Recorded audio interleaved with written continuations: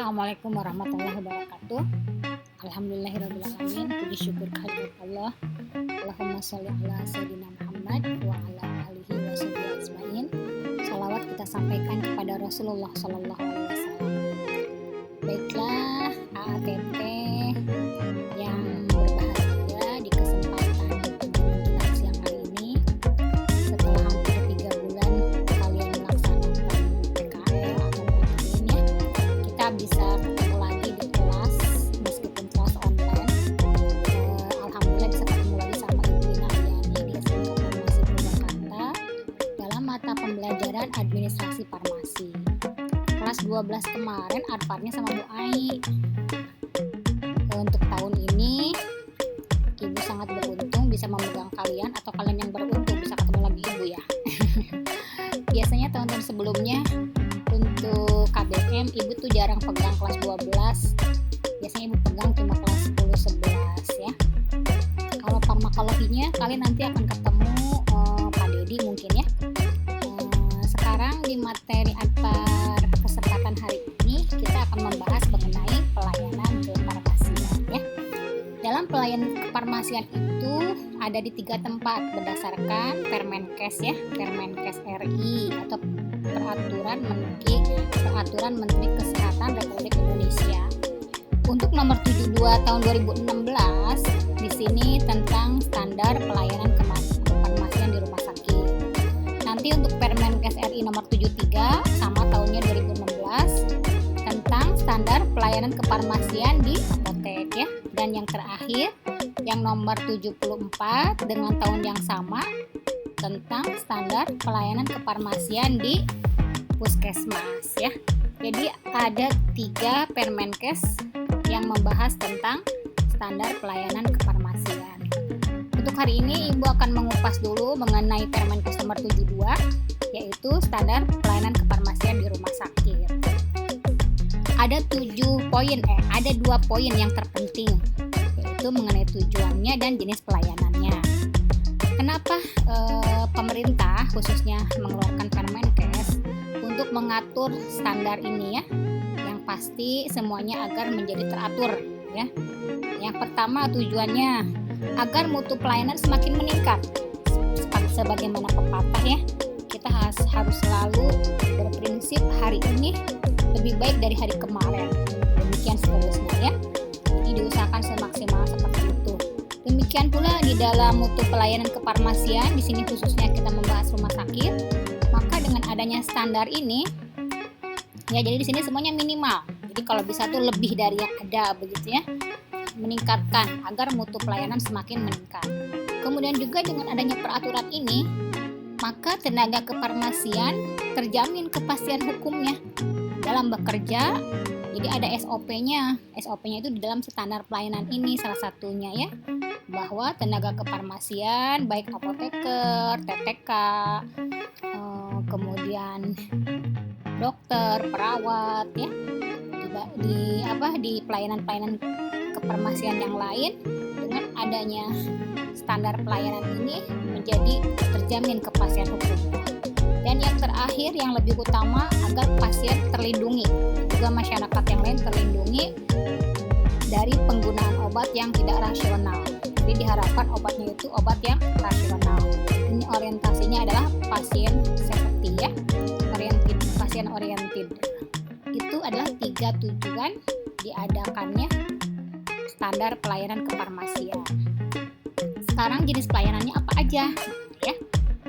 Pertama adalah pengelolaan sediaan farmasi, alkes dan BMHP atau bahan medis habis pakai. Jadi harus dikelola setiap perbekalan farmasi yang meliputi sediaan farmasi, alat kesehatan dan bahan medis habis pakai. Pengelolaannya itu meliputi 9 poin, yaitu dalam hal pemilihan, perencanaan, pengadaan, penerimaan, penyimpanan, pendistribusian, pemusnahan, serta penarikan, pengendalian dan administrasi. Begitu ya. Di situ adalah poin-poin dalam pengelolaannya. Nanti kita akan jabarkan 9 poin ini lebih detail. Tapi sebelumnya Ibu akan masuk dulu ke jenis pelayanan yang lain, yaitu pelayanan farmasi klinik ya.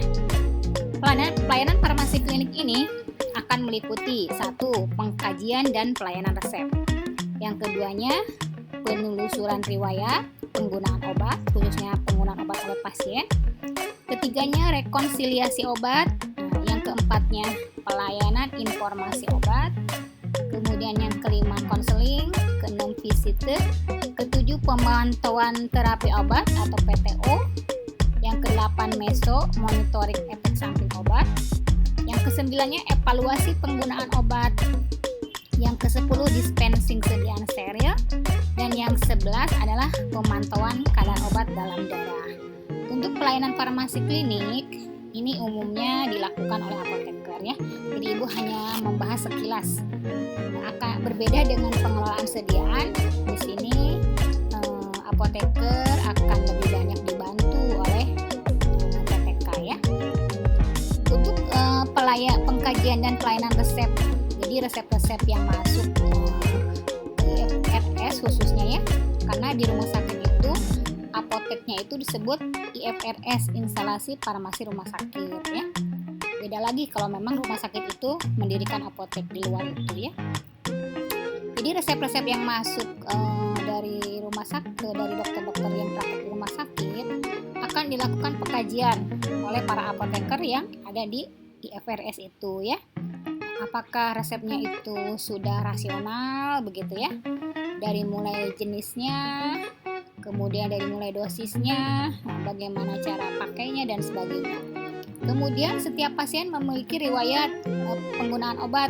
Jadi harusnya terdata ya, pasien ini datang ke rumah sakit apakah setiap minggu atau setiap bulan atau hanya sesekali ketika memang timbul gejala ya. Jadi semua terdata seperti itu ya. Ya, setelah penelusuran riwayat penggunaan obat, kita masuk ke poin ketiga, rekonsiliasi obat. Di mana di sini berkaitan dengan suatu proses yang menjamin di mana informasi terkait penggunaan obat itu akurat dan komprehensif. Jadi komunikasi dengan pasien secara rutin begitu ya. Sehingga kalau misalnya pasien ini berobatnya pindah di rumah sakit yang kita kelola misalnya begitu ya. Jadi itu tetap harus disampaikan kepada rumah sakit di mana pasien itu berobat begitu ya. Jadi itu istilahnya komunikasi antara pihak rumah sakit dengan pasien ya. Itu ada terdata semua. Berikutnya yang keempatnya adalah pelayanan informasi obat.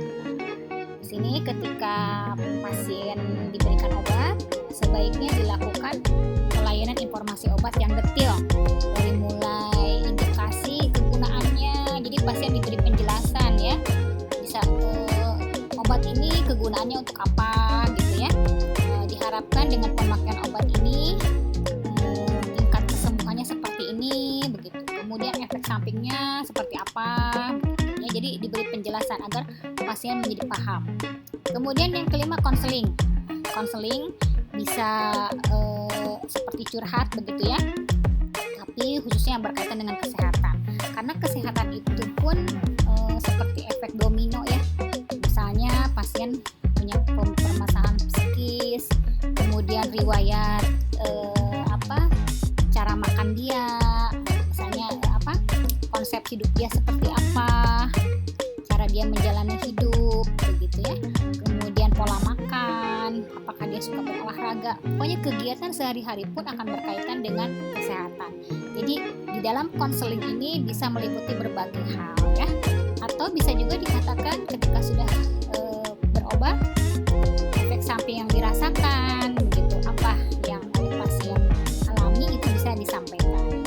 Kemudian visite. Visite itu berarti berkunjung ke tempat pasien ya, bisa lewat langsung datang ke rumahnya atau bisa juga lewat online, misalnya lewat telepon, lewat WA. Jadi adanya hubungan secara kepribadian secara psikologi ya, seorang apoteker untuk memberikan pelayanan farmasi klinik kepada pasien.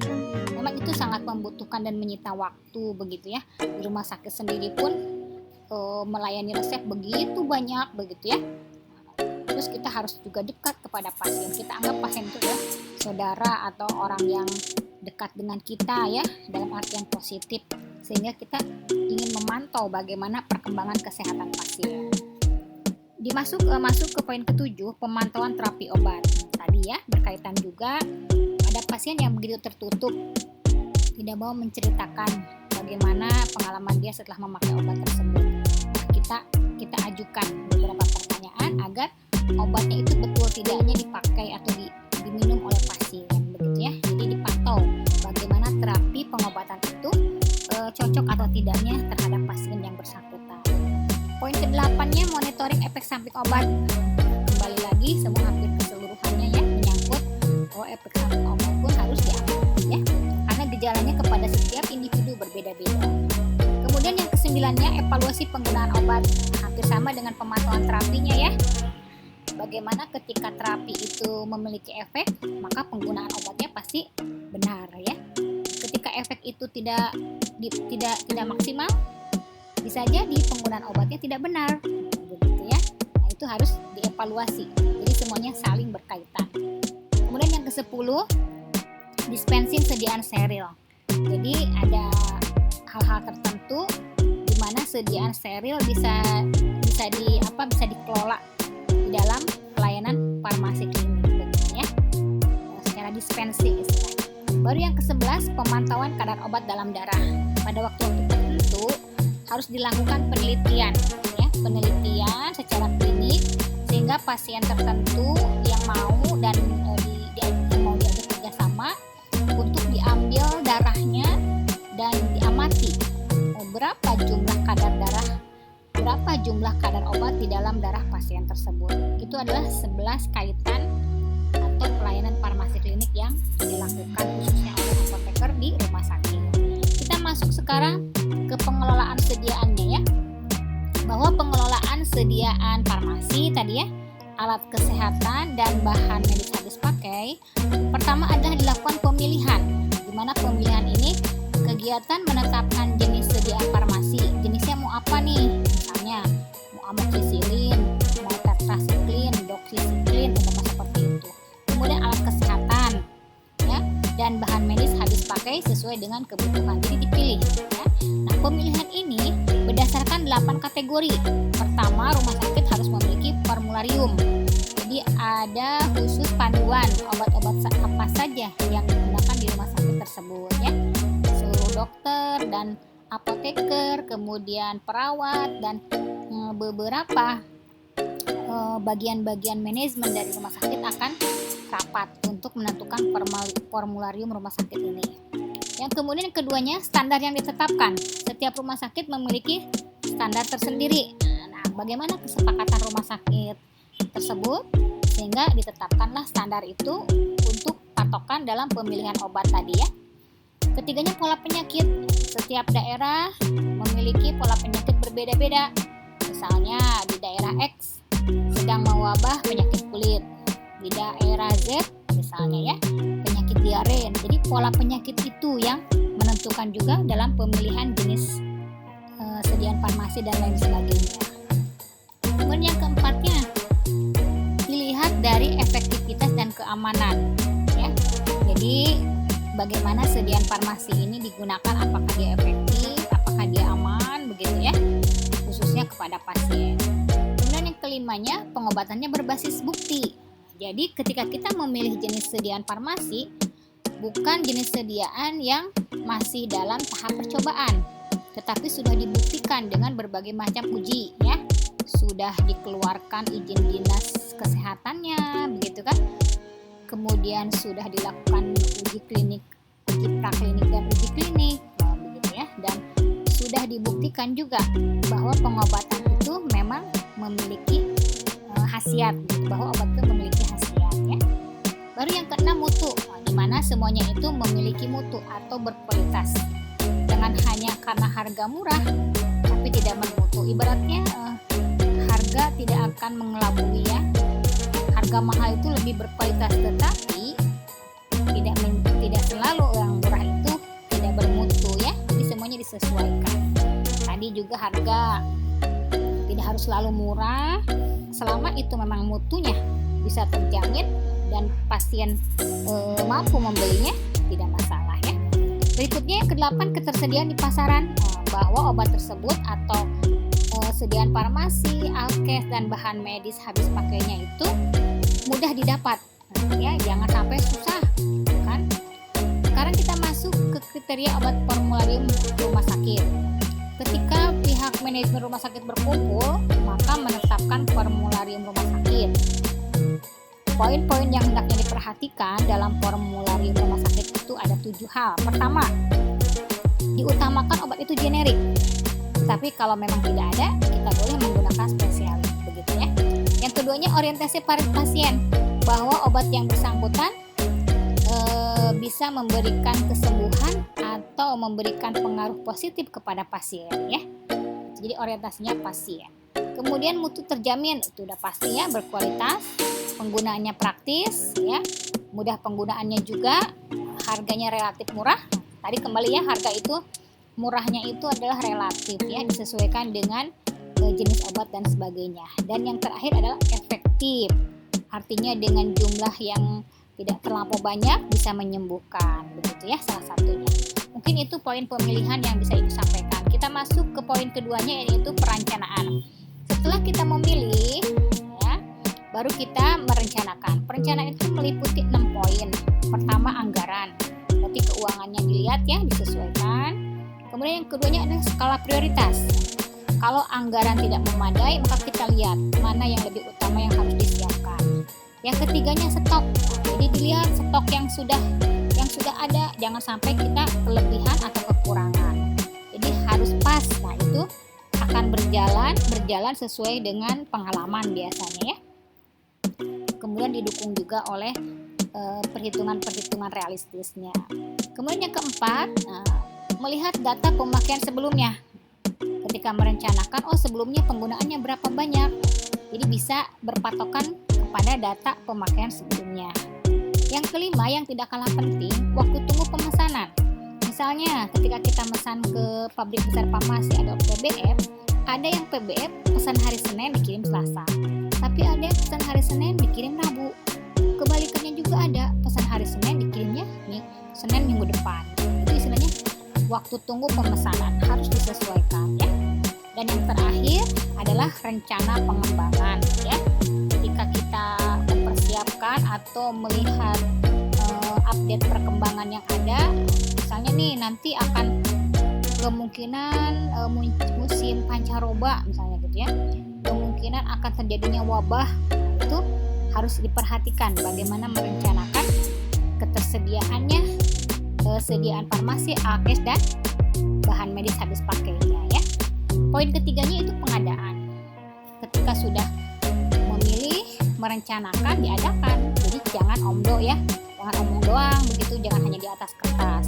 Maka lakukanlah pengadaan. Pengadaan ada 3 poin. Pertama, lewat pembelian ya. Pembeliannya ke PBF secara resmi ya, bisa dilakukan lelang atau penunjukan langsung, itu ada kewenangannya di pihak rumah sakit. Kemudian yang kedua, memproduksi. Jadi rumah sakit pun bisa memproduksi sediaan farmasi dan sebagainya itu ya. Itu disesuaikan ketika di pasaran tidak ada, atau di pasaran itu kemasannya banyak, besar, sementara rumah sakit membutuhkannya sedikit ya, maka bisa dibikin kemasan-kemasan kecil misalnya gitu ya. Di pasaran bisa adanya 10 liter ya, sementara pasien membutuhkannya cuma 100 mili, maka dikemas ulang, tapi tetap itu masuk bagian produksi begitu ya. Dan yang ketiga, adanya sumbangan atau hibah ya. Biasanya sumbangan atau hibah bisa dari pemerintah daerah, pemerintah pusat, atau dari negara lain yang memberikan sumbangan kepada rumah sakit yang bersangkutan. Itu poin yang ketiga. Setelah pengadaan baru penerimaan ya.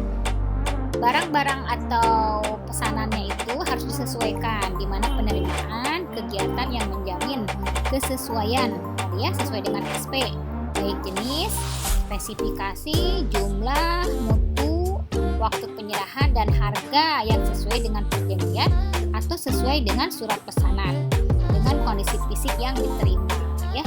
Jadi baik dari faktur, kemudian dari fisik barang-barang yang kita terima adalah sesuai, harus diperhatikan ya. Kita masuk ke poin kelima, yaitu penyimpanan dulu ya. Setelah dipilih, direncanakan, diadakan pengadaan, baru penerimaan dan akhirnya disimpan ya. Ketika penyimpanan bisa dibagi menjadi 3 kategori. Penyimpanannya berdasarkan kelas terapi atau dikatakan juga berdasarkan farmakologinya ya. Penggolongan misalnya obat batuk, penggolongan obat kulit gitu ya. Atau berdasarkan bentuk sediaan. Maka sediaan salep di mana, sediaan tetes mata di mana gitu kan, sediaan sirup dan sebagainya. Dan yang ketiganya berdasarkan jenis. Jenisnya itu bisa juga spesialis atau generik begitu ya. Dan tidak lepas semuanya harus mengutamakan first expire first out dan first in first out. Yang expirednya dekat maka dikeluarkan lebih dulu. Dan yang datang lebih dulu dikeluarkan juga lebih dulu ya. Itu istilah FIFO dan FIFO. Semuanya ini dimaksudkan agar menjaga stabilitasnya dan keamanan, sanitasi, cahaya, kelembaban, ventilasi, penggolongan jenis. Jadi semua harus diperhatikan poin-poin ini ketika melakukan penyimpanan. Kita masuk ke pendistribusian. Setelah disimpan jangan ditimbun ya, harus didistribusikan. Kepada siapa pendistribusiannya? Bisa kepada unit pelayanan, misalnya di rumah sakit langsung masuk ke bagian gudang. Unit-unit pelayanannya misalnya terdiri dari beberapa ruang. Misalnya di rumah sakit Bekasi ada ruang anggrek, ruang melati, umpama begitu ya.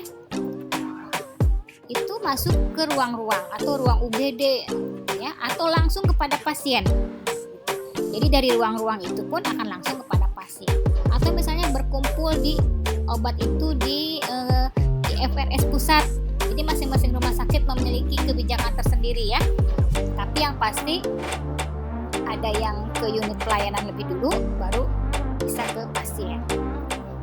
Dalam pendistribusian, di sini yang pertama adalah sistemnya itu ya, sistem persediaan lengkap di ruangan. Jadi di semua ruangan persediaan itu lengkap. Apapun yang barang yang ada di rumah sakit itu ada di ruangan, begitu ya.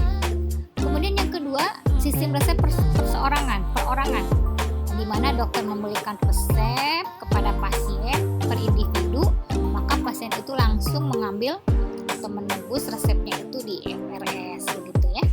Kemudian yang ketiganya sistem unit dosis. Ini khusus untuk rawat inap.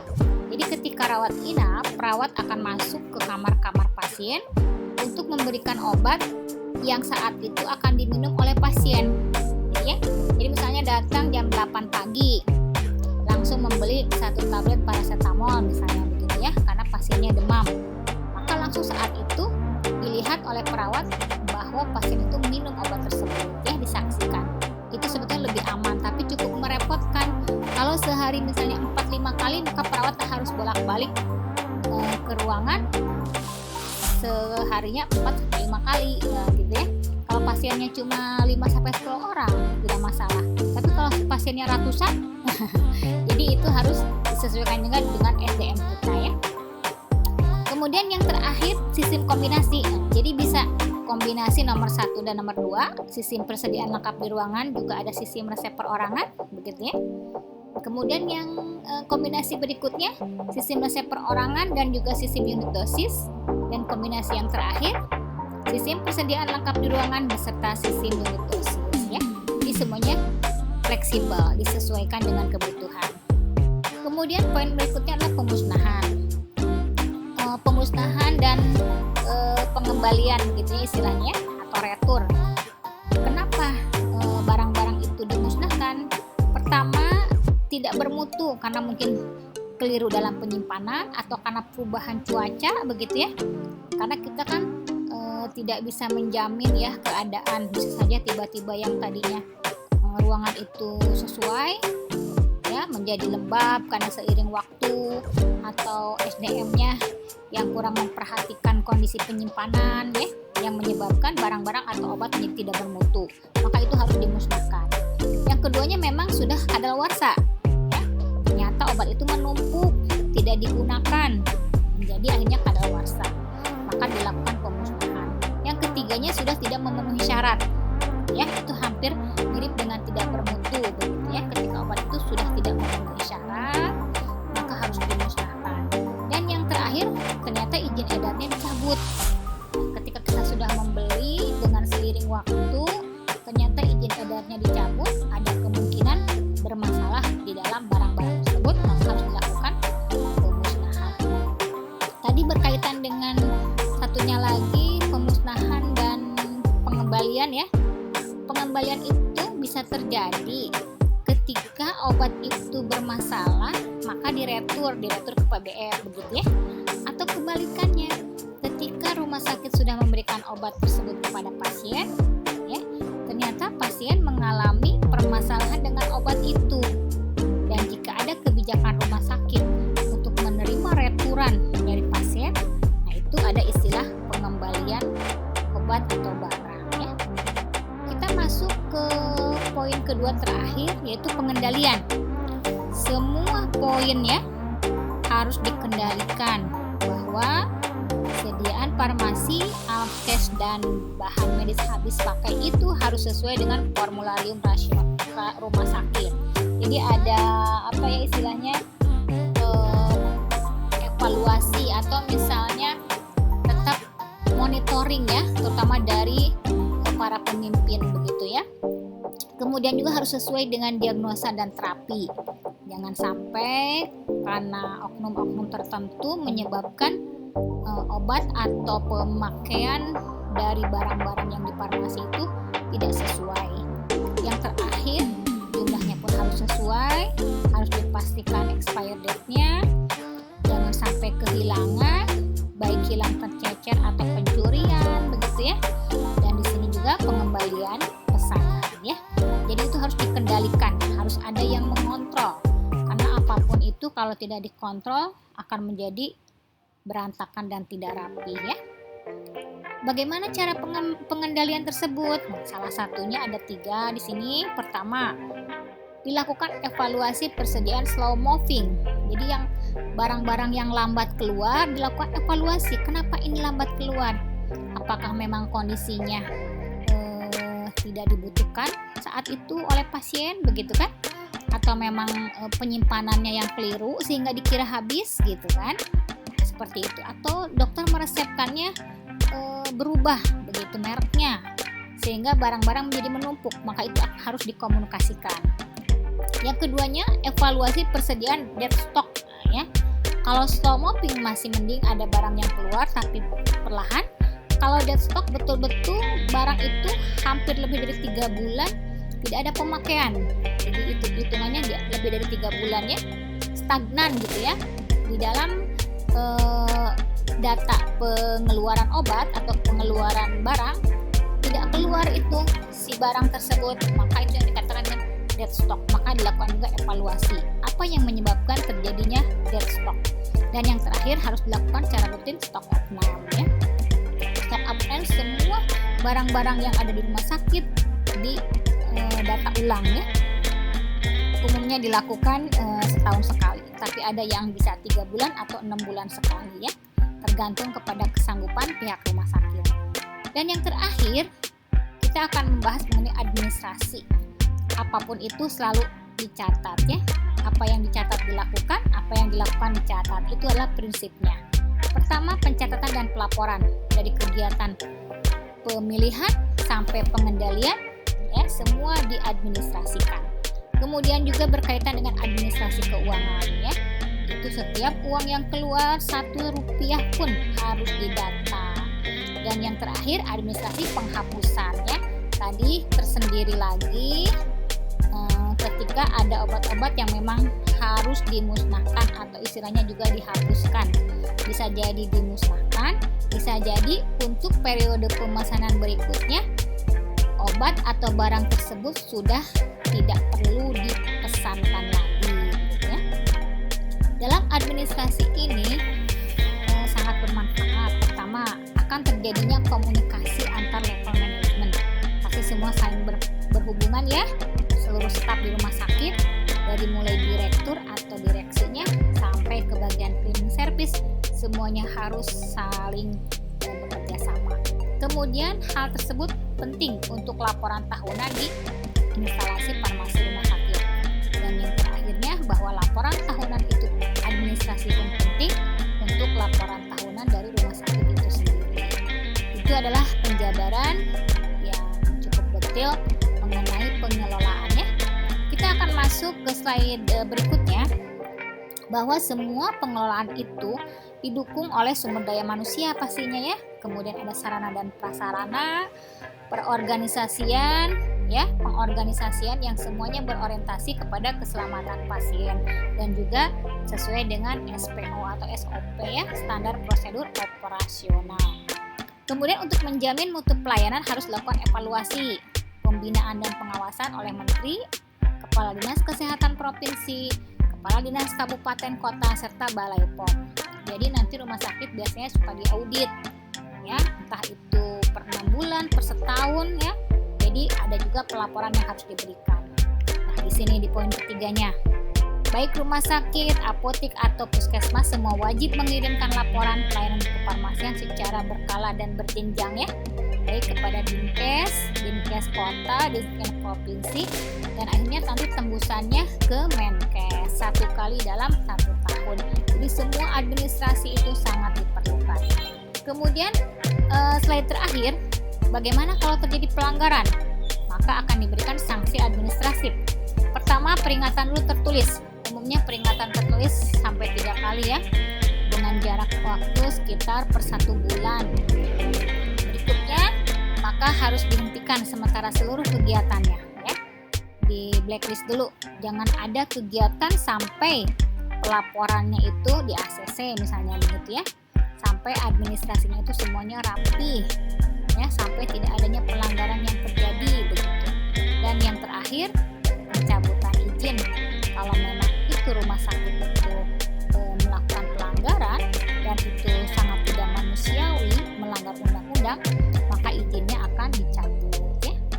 Oke, mungkin itu saja, cukup panjang lebar Ibu memberikan materi mengenai pelayanan kefarmasian di rumah sakit. Mudah-mudahan kalian tidak bosan. Pekan depan insya Allah kita akan bahas mengenai pelayanan kefarmasian di apotek ya, di mana kalian sudah melakukan PKL khususnya ya. Mungkin itu saja, lebih kurangnya minta maaf. Wabillahi taufiq wal hidayah. Wassalamualaikum warahmatullahi wabarakatuh.